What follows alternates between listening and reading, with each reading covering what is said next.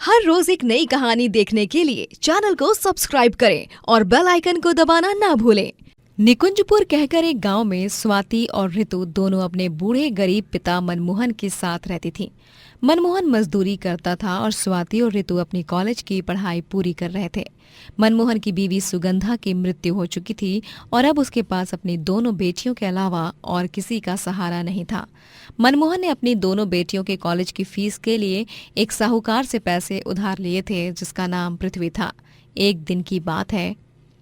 पापा ये लो फ्रूट चाट, आपके लिए बनाया हम दोनों ने। चेक कर बताइए पापा कैसा बना है। अरे वाह, ये फ्रूट चाट तो बहुत ही लाजवाब है स्वाति और ऋतु बिटिया। मन खुश हो गया और पेट तृप्त। उतने में वहां पर पृथ्वी के आदमी आते हैं और वो मनमोहन को चेतावनी देकर जाते हैं।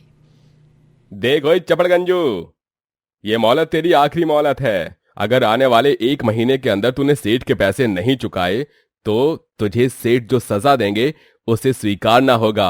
समझ गया ना तू?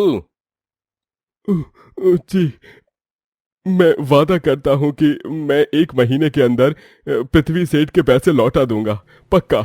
आदमी चले जाते हैं लेकिन उनके जाने के बाद मनमोहन बहुत चिंताग्रस्त हो जाता है और सर पकड़कर ही बैठ जाता है।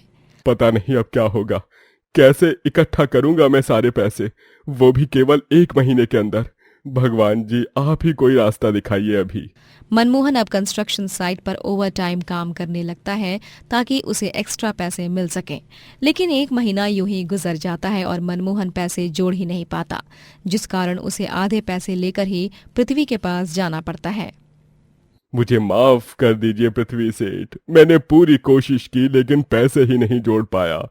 अब मैं ठहरा एक गरीब मजदूर, मैं जोड़ जोड़ कर भी कितने पैसे जोड़ पाऊंगा 1 महीने में।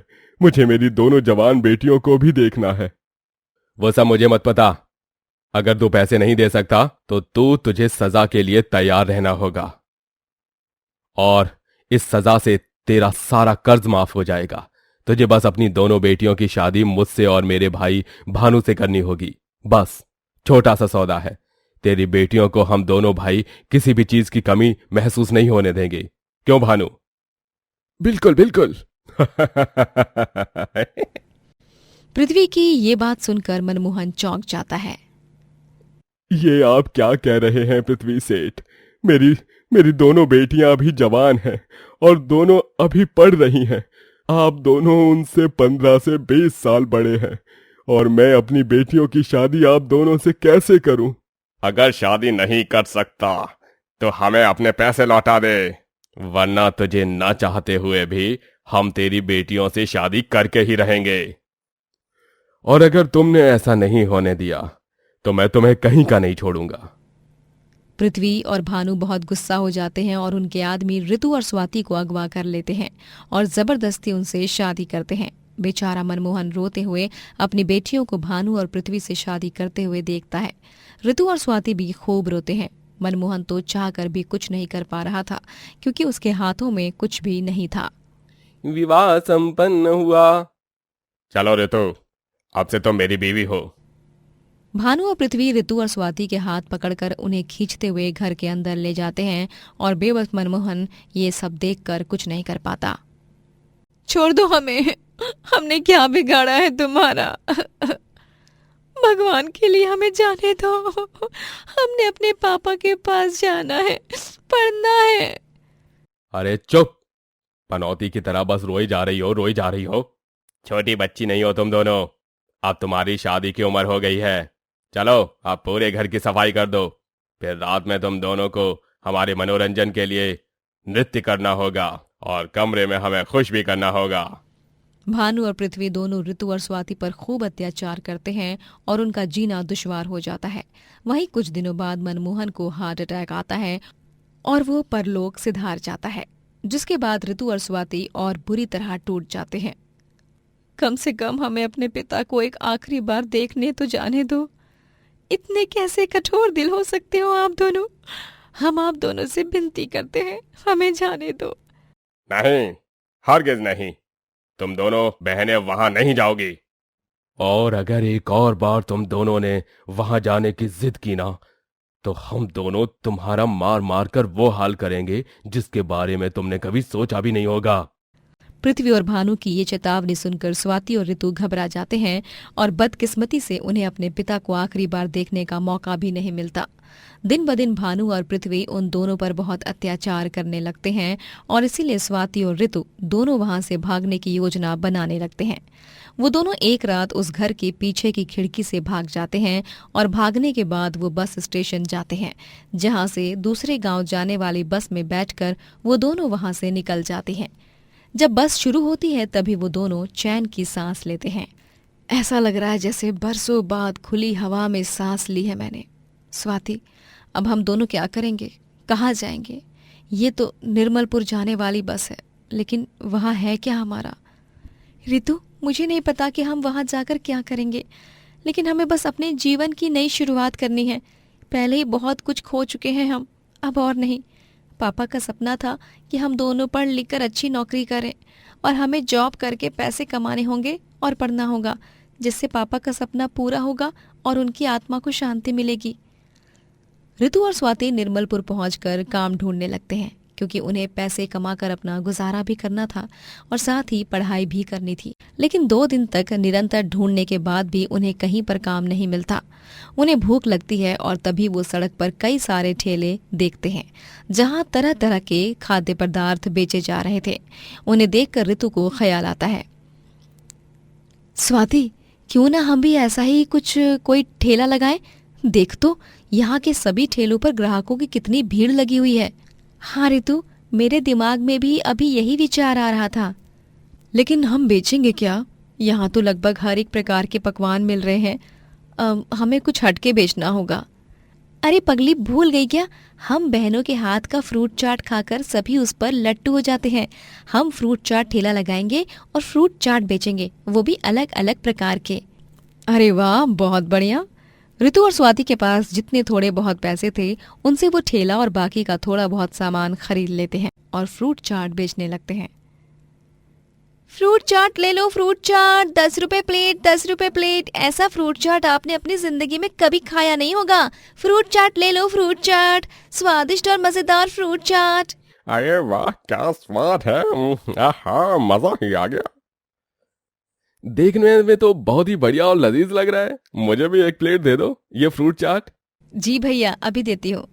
और इस तरह से ऋतु और स्वाति का फ्रूट चाट ठेला 1-2 हफ्तों में बहुत मशहूर हो जाता है और इस तरह से उनके ठेले पर ग्राहकों की लंबी लंबी लाइनें लगने लगती हैं। भानु और पृथ्वी ऋतु और स्वाति को ढूंढ ढूंढ कर थक जाते हैं और वो हार मान कर चुप हो जाते हैं।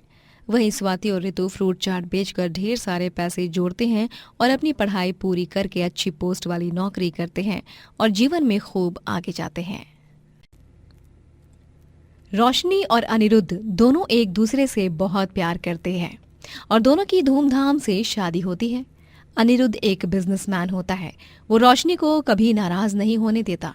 एक दिन जब रोशनी और उसकी सास सरोजनी के बीच थोड़ी अनबन होती है, तभी रात में अनिरुद्ध उसके लिए नई ड्रेस और उसकी मनपसंद ब्लूबेरी आइसक्रीम लाता है। वाओ, ब्लूबेरी आइसक्रीम, ये तो मेरी फेवरेट आइसक्रीम है। और ये ड्रेस, ये तो बहुत ही प्रिटी है। Thank you so much Anirudh, तुम दुनिया के नंबर 1 हस्बैंड हो। I love you. I love you too Roshni. माँ की बातों पर ध्यान मत दिया करो, वो ऐसी ही है, कभी खट्टी तो कभी मीठी।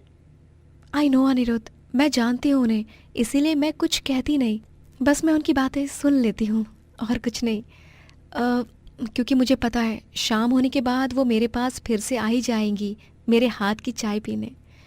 रोशनी खाना बहुत अच्छा बनाती है, इसीलिए उसने शादी के पहले ही पूरे किचन स्टाफ को निकलवाने के लिए कहा था और अनिरुद्ध ने उन सभी को एक 5 स्टार रेस्टोरेंट में नौकरी पर लगवा दिया। एक दिन घर में पार्टी होती है, तभी रोशनी के हाथ का खाना खाकर सभी उसकी खूब प्रशंसा करते हैं। एक दिन रोशनी अनिरुद्ध को एक कैफे में एक लड़की के साथ देखती है और वो दोनों एक दूसरे की झूठी कॉफी भी पी रहे होते हैं। ये दृश्य देखकर रोशनी को बहुत बुरा लगता है। बहुत दिनों से मुझे शक हो रहा था कि अनिरुद्ध चुप छुप के किसी से बात कर रहा है, कहीं कोई और बात तो नहीं। लेकिन देखो, वही बात निकली जो मैंने सोचा था, वही सच है। अनिरुद्ध का एक्स्ट्रा मैरिटल अफेयर। ये तुमने अच्छा नहीं किया अनिरुद्ध, बहुत बुरा किया। मेरे माँ पापा को मरे हुए 3 साल हुए हैं। तुमने मेरे अकेलेपन का बहुत फायदा उठाया, लेकिन अब नहीं। अब मैं तुम्हें छोड़कर जा रही हूँ अपनी एक नई दुनिया बसाने। रोशनी उस रात बस स्टेशन पर जाती है और वहां पर वो चमनपुर जाने के टिकट्स लेती है। भाई साहब, चमनपुर की टिकट चाहिए। ये लीजिए मैडम। जी, वो बस कितने बजे की है? लगभग 20 मिनट और लगेंगे। जब अनिरुद्ध घर पहुंचता है तभी उसे सरोजनी बताती है कि रोशनी घर छोड़कर जा चुकी है। क्या? ये आप क्या कह रही हो माँ? हाँ बेटा, रोशनी ने तुझे कैफे में किसी लड़की के साथ देखा और तुम दोनों एक दूसरे की झूठी कॉफी पी रहे थे। ये सब क्या है अनिरुद्ध? तुम्हें शर्म नहीं आती ये सब करते हुए? ओह गॉड! अरे माँ, वो कोई और नहीं बल्कि... तभी वहां पर काजोल आ जाती है। दरअसल काजोल अनिरुद्ध की सगी बहन होती है और रोशनी को इसके बारे में ज्यादा कुछ नहीं पता था। काजोल एयरपोर्ट से ही अनिरुद्ध के साथ कैफे में चली गई और उन दोनों को देख रोशनी ने गलतफहमी पाल ली, जिसका नतीजा था कि वो घर छोड़कर जा चुकी थी। ओह नो, अनिरुद्ध भैया, हमें भाभी को ढूंढना होगा। कहाँ गई होंगी वो? शायद से वो रेलवे स्टेशन या बस स्टेशन तक ही गई होगी। अनिरुद्ध और काजोल दोनों रोशनी को ढूंढने लग जाते हैं। बस स्टेशन पर रोशनी अपनी बस के आने का इंतजार कर रही होती है। तभी उसे एक बूढ़ा आदमी दिखाई देता है जिसके हाथ में बहुत सारा लगेज होता है। वो उसका लगेज उठाकर उसकी मदद करती है, जिससे वो खुश हो जाता है। अरे धन्यवाद बिटिया। कोई बात नहीं uncle, you are most welcome. वैसे शायद तुम भी चमनपुर ही जा रही हो ना बिटिया? हाँ अंकल, मैं भी चमनपुरी जा रही हूँ। तो फिर तुम मेरी ही टैक्सी में बैठ लो, मैं भी उसी गांव से होते हुए जाऊंगा। अरे बेटा हिचकिचाओ मत, मौसम के भी बिगड़ने की आशंका है। बस से सफर करना ठीक नहीं रहेगा। ठीक है अंकल, थैंक यू। रोशनी उस बूढ़े आदमी के साथ टैक्सी में चली जाती है। चमनपुर जाने वाली बस खाई में गिर जाती है और उसमें मौजूद सभी यात्रियों की मृत्यु हो जाती है। जब अनिरुद्ध और काजोल रोशनी को ढूंढते ढूंढते बस स्टेशन पहुंचते हैं तभी... ये देखिए, आपने इन्हें कहाँ देखा है? ये यहाँ आई थी क्या? हाँ साहब, ये अभी तो गई हैं चमनपुर की बस में, लेकिन अफसोस अब बहुत देर हो गई है, क्योंकि जो बस चमनपुर जाने वाली थी वो खाई में गिर गई है और सभी यात्री मर चुके हैं। क्या? नहीं, ऐसा नहीं हो सकता। मेरी रोशनी पागल थी, वो इतनी छोटी सी बात से शक कर लिया मुझ पर। ये क्या हो गया काजल?